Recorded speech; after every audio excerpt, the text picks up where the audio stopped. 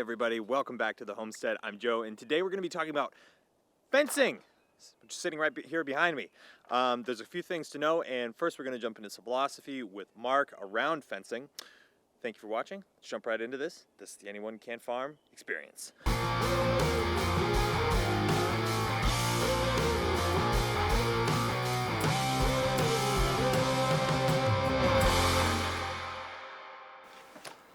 Alright guys, so we're talking about fencing today.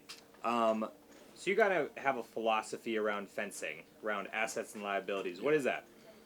Yeah, well, on the homestead, really everything drops into one category or another. It's either helping you or it's hurting you. So it's either an asset or a liability. And like, let's say you have a horse.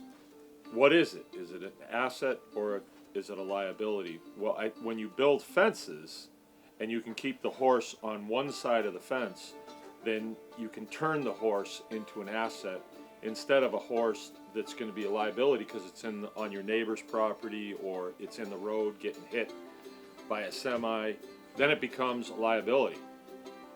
So when we start the whole fencing process, it's because we're going to have animals here. We need animals here. We need their manure. We need the manure to be certain places and not others. Like, you don't want their manure to be up here on the back dock. You want it in the pasture. And I would say if if you're new to a homestead, maybe, like, unless you're like really intentional about where your fences are going to go, do it with temporary fencing if you can, depending on your animals.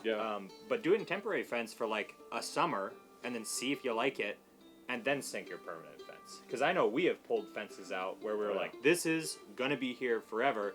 And then, things change and 5 years later we're pulling out this permanent fence. So if you have the option, I think this is also the area where people cut corners a lot.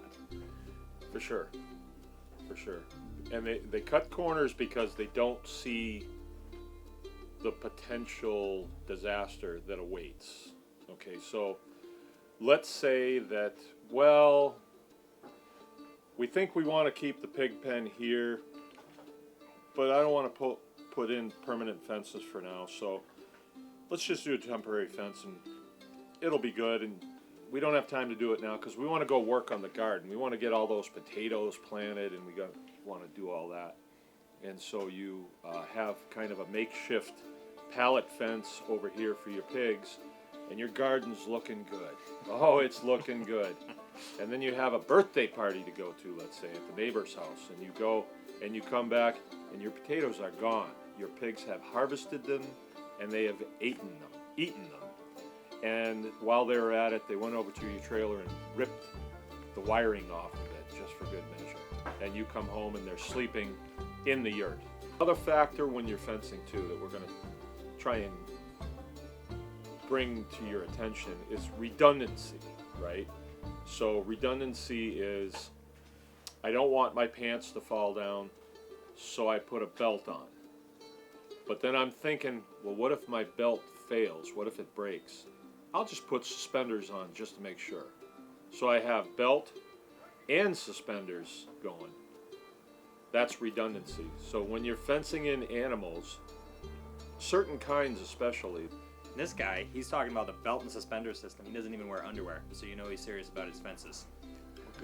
What good does underwear do? That's my thing. All right, so we're going to go get started. It's a conspiracy, I tell you. Well, fruit of the loom. Big underwear. We're going to go get started on the fence. We got posts cut, and we're going to start building some corner posts. Let's go. All right, so the first thing that we're thinking about when building a paddock like this is posts. So we're going to need, like regular fence posts, and then we're going to need corner posts. And the corner posts are obviously much bigger and larger and take a lot more consideration. You can totally buy your posts. We happen to have a really, really nice cedar forest here on the property, so we were able to actually cut all our own posts. As you can see behind me. We ran into a little bit of a problem where we actually cut too early. Ideally, you'd want to cut this when like the sap is running in the tree, and even though they're an evergreen, they have, a live season and dead season. You really want to cut them in the live season. So, late spring, summer. We cut them a little early, so the bark is sticking a little bit to the tree. So Frank's doing his best to cut that off, and we're just cutting the portion of the post that actually goes into the ground. So all the bark is up from, you know, the ground up. It looks like it's just bark, but that's gonna keep the bark off and keep moisture off the bottom of the post where they actually tend to rot. And then the top, the sheep will either eat that bark off or it'll just kind of naturally fall off later in the year.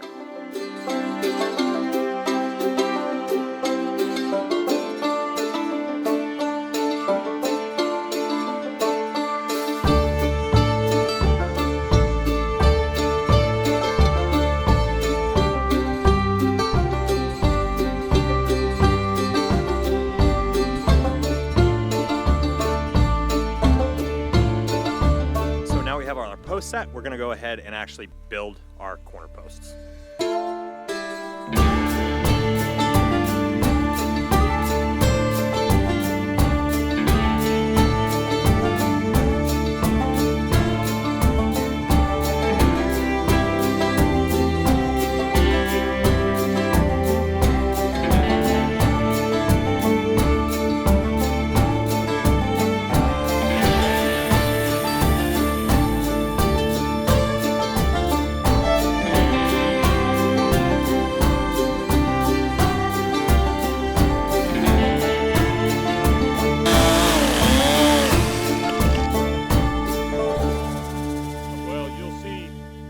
People only use one of these tensioners and they're doing it wrong. All right guys, due to some technical difficulties, aka me formatting a card, we actually lost a bunch of footage of us kind of finishing up this fence. So you saw we finished up the corner post here behind me, and we pulled this wire. Bam. See that? Looks good. But unfortunately, we did end up losing all that footage. So we're gonna jump in with Mark, and he's gonna tell us a little bit about this here gate post and why you would actually want to use gate posts on your fence.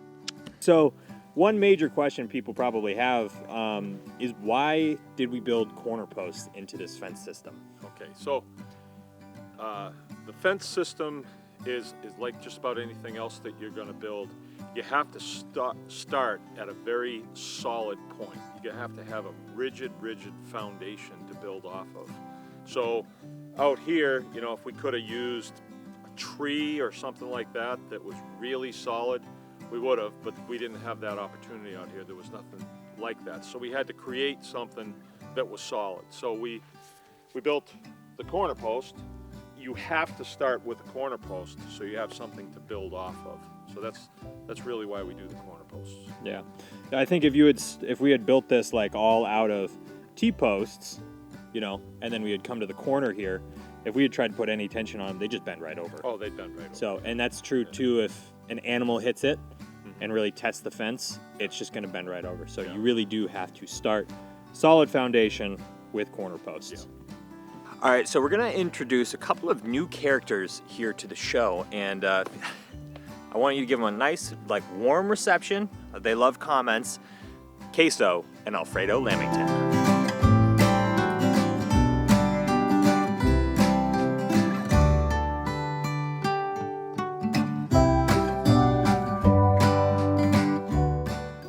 All right, guys, so this is a great example of how putting a fence in turns your liability to an asset. So in here you can see this is all blackberry bushes. So they are such a liability. Like, I can't overstate that. If you know, you know they are such a challenge to work around and work in, and I want them gone. So now that we have this fenced, you see the fence running there, the lambs are gonna jump in here and they're gonna bite off all the buds.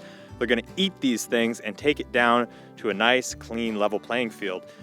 So that's a great example of turning a liability, giant liability, into an asset. So, bam. So Frank's got one joke for us here. Yo mama is so hairy that even the Sasquatch takes pictures of her. Frank, that's so rude. Our watchers are gonna be so insulted. Your mom is Rude so like hairy. your mom. Whoa. I'm insulted. All right, guys, I hope you found that helpful and entertaining. If you have any more questions surrounding fencing, We have a complete course of how we build our corner posts, and we're adding to that constantly. We're going to be filming a bunch more content over the summer. So if you're interested in exactly how we do our fences, go ahead, link in the description, check out that course, and you will find that very helpful on your homestead. Thank you for watching, and we'll catch you guys in the next one.